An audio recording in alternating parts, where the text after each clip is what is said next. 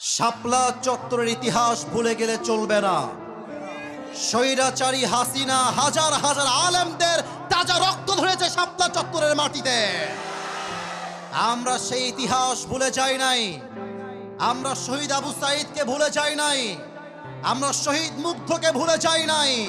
যদি আগামীতে আমার এই বাংলার মাতৃভূমি দখল করবার জন্য ভারত থেকে কোনো পায়তারা করা হয়, সেই পায়তারাকে আমরা ভেঙে গুড়িয়ে দিব।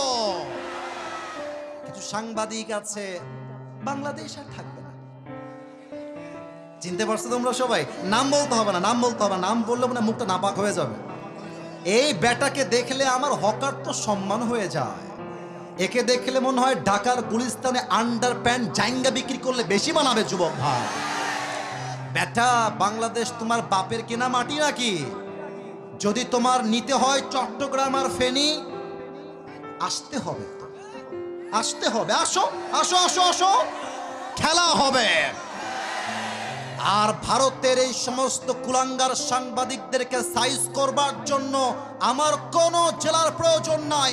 আমার যশোরের ধামাল যুবকরা একাই আলাপ হয়ে যাবে, একাই আলাপ হয়ে যাবে।